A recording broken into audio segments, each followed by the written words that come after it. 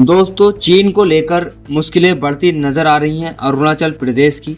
इस पर असदुद्दीन ओवैसी ने 5 सवाल पूछकर बीजेपी मोदी सरकार को कटघरे में खड़ा कर दिया है।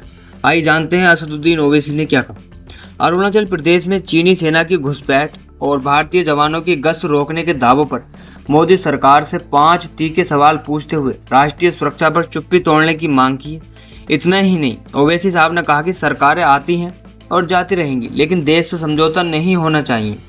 ऑल इंडिया मजलिस इत्तेहादुल मुस्लिमीन (MIM) के अध्यक्ष और हैदराबाद से सांसद असदुद्दीन ओवैसी ने अरुणाचल प्रदेश में नियंत्रण रेखा LAC के पास चीन की गतिविधियों और केंद्र की मोदी सरकार की कथित चुप्पी को लेकर तीखे सवाल उठाए हैं। ओवैसी ने केंद्र सरकार पर चीन सीमा पर राष्ट्रीय हित से समझौते का आरोप लगाते हुए सवाल किया। उन्होंने कहा, क्या सरकार बॉर्डर के हालात पर देश की जनता को अंधेरे में रख रही है। असदुद्दीन ओवैसी ने ब्रिक्स शिखर सम्मेलन के लिए चीन के राष्ट्रपति शी जिनपिंग की संभावित भारत यात्रा के बहाने केंद्र सरकार और प्रधानमंत्री नरेंद्र मोदी पर गंभीर आरोप लगाए।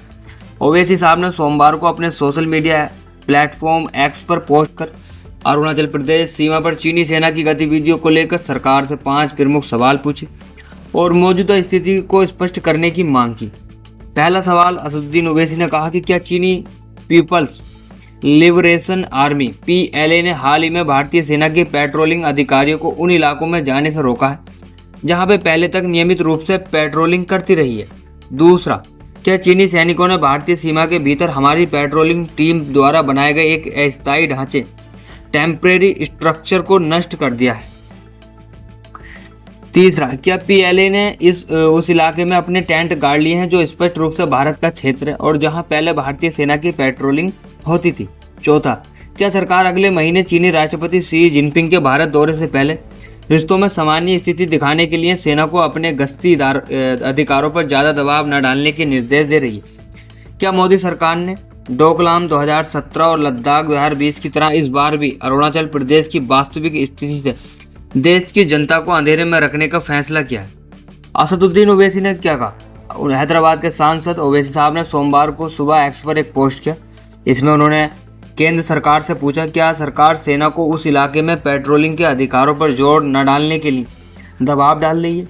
क्या क्योंकि अगले महीने चीन के राष्ट्रपति शी जिनपिंग दिल्ली दौरे से पहले वह सब कुछ सामान्य दिखाना चाहती है।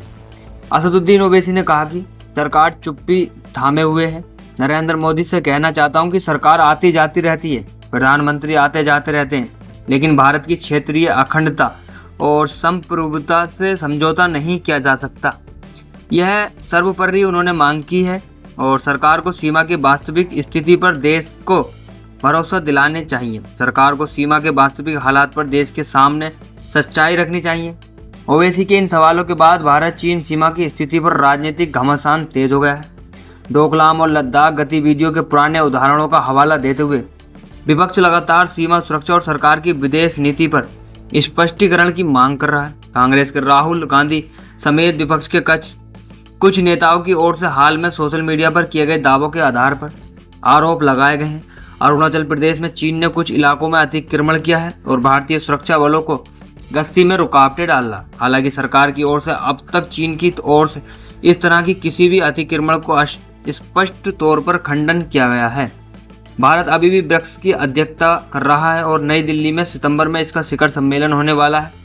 चीन भी ब्रिक्स का सदस्य है और संभावना है कि शिखर सम्मेलन में हिस्सा लेने के लिए चीनी राष्ट्रपति शी जिनपिंग खुद भारत आएंगे।